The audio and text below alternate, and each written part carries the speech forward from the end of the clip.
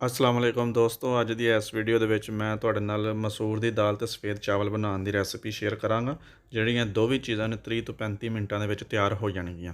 जिहड़े पाकिस्तानी भरा मेरे वांग प्रदेश च रहिंदे ने उन्हां दा दिल हुंदा कि पाकिस्तान की हर जिहड़ी रैसिपी है, हर खाना खाधा जाए, पर सम टाइम इस तरह हुंदा कि टाइम की कमी की वजह तो वो चीज़ां नहीं बना सकते। इस वास्ते मैं अज की रैसिपी लैके आया वां कि जिहड़ी जल्दी तो जल्दी और अच्छी और मज़ेदार रैसिपी तैयार होएगी। तो आओ तुहानूं मैं दसना इहदे वास्ते किहड़ियां-किहड़ियां चीज़ां चाहीदियां ने। सफ़ेद प्लेट दे विच 3 प्याज, 3 टमाटर ते कुछ मर्चां जिहड़ियां ने वो ग्रैंड करके रख लईआं ने। उस तो बाद हरियां मर्चां ने, लसन है, लसन अदरक दा पेस्ट है, ते इह नाल जिहड़ी है इह तकरीबन 3 पाओ दाल है मसूर दी। ते असीं लाल मर्चां जिहड़ियां ने वो यूज़ नहीं करते है, तो ਉਹਦੇ ਹਿੱਸੇ ਦੀਆਂ ਅਸੀਂ ਸਬਜ਼ ਮਿਰਚਾਂ ਯੂਜ਼ ਕਰਨੇ ਆ। ਅਤੇ ਇਹ ਚਾਵਲ ਨੇ ਤਕਰੀਬਨ 2 ਕਿਲੋ ਚਾਵਲ ਹੋਣਗੇ, ਅਤੇ ਇਹ ਅਸੀਂ ਨਾਲ ਇਕੱਠੇ ਹੀ ਪਕਾਵਾਂਗੇ। ਚਾਵਲ ਔਰ ਦਾਲ ਇਕੱਠੀ ਪਕਾਵਾਂਗੇ। ਪਿਆਜ਼, ਟਮਾਟਰ ਅਤੇ ਹਰੀਆਂ ਮਿਰਚਾਂ ਨੂੰ ਬਲੈਂਡ ਤਾਂ ਵਾਸਤੇ ਕੀਤਾ ਕਿ ਜਦੋਂ ਨੋਰਮਲ ਅਸੀਂ ਬਣਾਈਏ ਅਤੇ ਉਹ ਜਿਹੜਾ ਪਿਆਜ਼ ਹੁੰਦਾ ਵੇ, ਟਮਾਟਰ ਹੁੰਦਾ, ਖੜਾ ਖੜਾ ਨਜ਼ਰ ਆਉਂਦਾ ਵੇ, ਅਤੇ ਟਾਈਮ ਵੀ ਜ਼ਿਆਦਾ ਲੱਗਦਾ। ਇਹਦੇ ਵਿੱਚ ਬਣੇਗੀ ਵੀ ਅੱਛੀ ਅਤੇ ਬਣੇਗੀ ਵੀ ਜਲਦੀ ਰੈਸਿਪੀ। ਸਭ ਤੋਂ ਪਹਿਲਾਂ ਅਸੀਂ ਦੇਚਕੀ ਦੇ ਵਿੱਚ ਤੇਲ ਪਾਵਾਂਗੇ, ਥੋੜ੍ਹਾ ਜਿਹਾ ਤੇਲ, ਕਿਉਂਕਿ ਸਿਰਫ ਇਹਦੇ 'ਚ ਲਸਣ ਅਦਰਕ ਦਾ ਜਿਹੜਾ ਪੇਸਟ ਹੈ ਉਹਨੂੰ ਅਸੀਂ ਜਿਹੜਾ ਥੋੜ੍ਹਾ ਜਿਹਾ ਫਰਾਈ ਕਰਨਾ ਵੇ, ਅਤੇ ਬਾਅਦ 'ਚੋਂ ਜਿਹੜਾ ਪੇਸਟ ਦੂਸਰਾ ਵੇ ਆਪਣਾ ਬਣਾਇਆ ਵੇ ਪਿਆਜ਼, ਟਮਾਟਰ ਅਤੇ ਹਰੀਆਂ ਮਿਰਚਾਂ ਦਾ, ਉਹਨਾਂ ਨੂੰ ਵੀ ਇਹਦੇ ਵਿੱਚ, ਅਤੇ ਜਿਹੜਾ ਜ਼ਿਆਦਾ ਤੇਲ ਹੈ ਅਸੀਂ ਉਹਦਾ ਤੜਕਾ ਲਾਵਾਂਗੇ ਤੇਲ ਦਾ, ਅਤੇ ਉਹ ਅਸੀਂ ਯੂਜ਼ ਕਰਾਂਗੇ। ਇਹਦੇ ਵਿੱਚ ਸਿਰਫ ਥੋੜ੍ਹਾ ਜਿਹਾ ਹੀ ਤੇਲ ਅਸੀਂ ਪਾਉਣਾ ਵੇ, ਠੀਕ ਹੈ। ਅਤੇ ਇਹਨੂੰ ਥੋੜ੍ਹਾ ਜਿਹਾ ਮੱਠਾ ਜਿਹਾ ਇਹਨੂੰ ਫਰਾਈ ਕਰਕੇ, ਅਤੇ ਉਸ ਤੋਂ ਬਾਅਦ ਫਿਰ ਅਸੀਂ ਜਿਹੜਾ ਦੂਸਰੀ ਪਾ ਦਾਂਗੇ ਜਿਹੜਾ ਅਸੀਂ ਬਲੈਂਡ ਬਣਾਇਆ ਵੇ ਪਿਆਜ਼, ਟਮਾਟਰ ਅਤੇ ਹਰੀਆਂ ਮਿਰਚਾਂ ਦਾ, ਉਹ ਪਾਵਾਂਗੇ।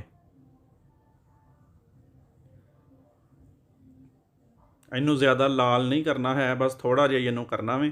ਇਹਦੀ ਜਿਹੜੀ ਥੋੜ੍ਹੀ ਜਿਹੀ ਸਮੈਲ ਹੁੰਦੀ ਉਹ ਥੋੜ੍ਹੀ ਜਿਹੀ ਮਤਲਬ ਖ਼ਤਮ ਹੋਈਏ, ਅਤੇ ਉਸ ਤੋਂ ਬਾਅਦ ਜਿਹੜਾ ਪਿਆਜ਼ ਪਾ ਦੇਣਾ ਜਿਹੜਾ ਬਲੈਂਡ ਕੀਤਾ ਹੋਏਗਾ, ਅਤੇ ਇਹਨੂੰ 1-2 ਮਿੰਟ ਸਿਰਫ ਇਹਨੂੰ ਨਾ ਤੇਜ਼ ਆਂਚ ਦੇ ਉੱਤੇ ਥੋੜ੍ਹਾ ਜਿਹਾ ਇਹਨੂੰ ਕਰਨਾ ਵੇ, ਜਿਸ ਤਰ੍ਹਾਂ ਅਸੀਂ ਇਹਨੂੰ ਕੀਤਾ ਵੇ ਆਪਣਾ ਜਿਹੜਾ ਲਸਣ ਅਦਰਕ ਦਾ ਪੇਸਟ ਸੀ। ਅਤੇ ਉਸ ਤੋਂ ਬਾਅਦ ਇਹ ਤੁਹਾਨੂੰ ਮੈਂ ਨਾਲ ਨਾਲ ਦੱਸ ਦੇਵਾਂ, ਚਾਵਲ ਜਿਹੜੇ ਤਿਆਰ ਕਰਨਾ ਪਿਆ ਉਹਦੇ ਵਿੱਚ ਤੇਲ ਪਾਇਆ ਥੋੜ੍ਹਾ ਜਿਹਾ।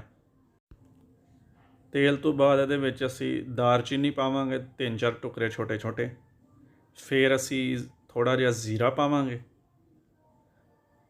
ਅਤੇ ਨਮਕ ਪਾਵਾਂਗੇ ਹਸਬੇ ਜ਼ਾਇਕਾ। ਮੈਂ 6 ਕੱਪ ਜਿਹੜੇ ਚਾਵਲ ਬਣਾਏ ਸਨ, ਅਤੇ ਮੈਂ 6 ਕੱਪ ਹੀ ਜਿਹੜੇ ਚਾਹ ਵਾਲੇ ਚਮਚ ਹੁੰਦੇ ਨੇ ਉਹ ਮੈਂ 6 ਕੱਪ ਹੀ ਨਮਕ ਦੇ ਪਾਏ ਨੇ। ਅਤੇ ਇਹ ਦਾਲ ਜਿਹੜੀ ਹੈ ਨਾ ਹੁਣ ਮੈਂ ਇਹਦੇ ਵਿੱਚ ਪਾ ਦਿੱਤੀ ਹੈ, ਠੀਕ ਹੈ। ਅਤੇ ਨਾਲ ਨਾਲ ਚਾਵਲ ਤਿਆਰ ਹੋ ਰਹੇ ਨੇ, ਅਤੇ ਨਾਲ ਹੀ ਦਾਲ ਜਿਹੜੀ ਉਹ ਤਿਆਰ ਹੋਏਗੀ। ਜਦੋਂ ਦਾਲ ਪਾਣੀ ਹੈ ਤਾਂ ਨਾਲ ਹੀ ਫਿਰ ਜਿਹੜੇ ਮਸਾਲੇ ਪਾਣੇ ਨੇ, ਖੈਰ ਮਸਾਲੇ ਤਾਂ ਇਹਦੇ 'ਚ ਕੋਈ ਅਸੀਂ ਪਾਣੇ ਨਹੀਂ ਹੈ ਐਕਸਟਰਾ।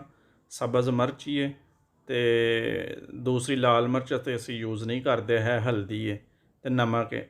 ਇਹ ਚੀਜ਼ਾਂ ਤੋਂ ਇਲਾਵਾ ਅਸੀਂ ਇਹਦੇ 'ਚ ਜਾਂ ਜ਼ੀਰਾ ਪਾਉਣਾ ਥੋੜ੍ਹਾ ਜਿਹਾ, ਹੋਰ ਕੋਈ ਚੀਜ਼ ਨਹੀਂ ਪਾਣੀ ਹੈ।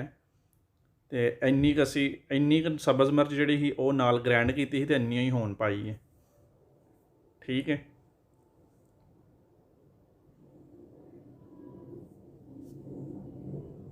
ਇਹ ਨਮਕ ਤਕਰੀਬਨ 2.5 ਚਮਚ ਜਿਹੜੇ ਨੇ ਨਾ ਖਾਣੇ ਚਾਹ ਵਾਲੇ ਉਹ ਮੈਂ ਪਾਏ ਨੇ ਨਮਕ ਦੇ,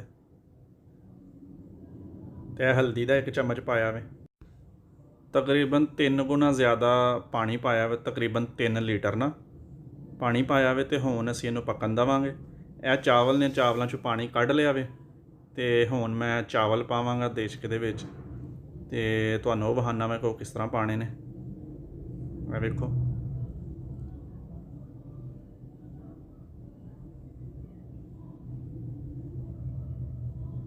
ਜਦੋਂ ਵੀ ਚਾਵਲ ਪਕਾਓ ਅਤੇ ਉਹ ਜਦੋਂ ਪਾਣੀ ਸਹੀ ਉਬਲ ਜਾਏ ਫਿਰ ਚਾਵਲ ਪਾਇਆ ਕਰੋ ਵਿੱਚ ਨਾ, ਉਹਦੇ ਨਾਲ ਫਿਰ ਅੱਛੇ ਬਣਦੇ ਨੇ ਚਾਵਲ।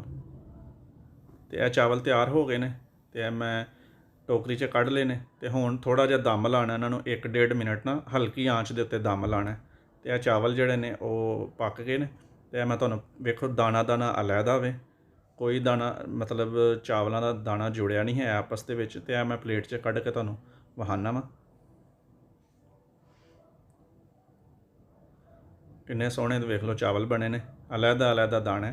ਜਦੋਂ ਪਾਣੀ ਉਬਲ ਜਾਏ ਉਸ ਤੋਂ ਬਾਅਦ ਚਾਵਲ ਪਾਈਏ ਫਿਰ ਅੱਛੇ ਬਣਦੇ ਨੇ ਚਾਵਲ।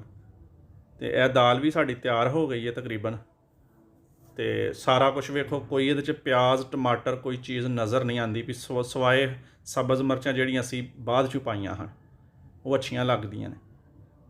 ਤੇ ਬਾਕੀ ਸਾਰਾ ਕੁਝ ਸਹੀ ਹੋ ਗਿਆ। ਤਾਂ ਹੁਣ ਅਸੀਂ ਇਹਦੇ 'ਚ ਜਿਹੜਾ ਇਹਦੇ ਵਾਸਤੇ ਉਹ ਕਰਾਂਗੇ, ਤੜਕਾ ਤਿਆਰ ਕਰਾਂਗੇ। ਇਹ ਲਸਣ ਪਾਇਆ ਇਹਦੇ ਵਿੱਚ, ਤੇ ਇਹ ਲਸਣ ਜਿਹੜਾ ਹੁਣ ਤਿਆਰ ਹੋ ਗਿਆ ਵੇ। ਤੇ ਥੋੜ੍ਹਾ ਜਿਹਾ ਜ਼ੀਰਾ ਪਾਇਆ, ਇਹਦੇ ਨਾਲ ਖੁਸ਼ਬੂ ਅੱਛੀ ਆਏਗੀ।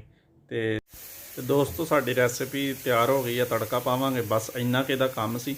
ਤਕਰੀਬਨ 30 ਤੋਂ 35 ਮਿੰਟਾਂ ਦੇ ਵਿੱਚ ਰੈਸਿਪੀ ਤਿਆਰ ਹੋ ਜਾਂਦੀ ਹੈ। ਇਸ ਵਾਸਤੇ ਤੁਹਾਡੇ ਨਾਲ ਸ਼ੇਅਰ ਕੀਤੀ ਸੀ।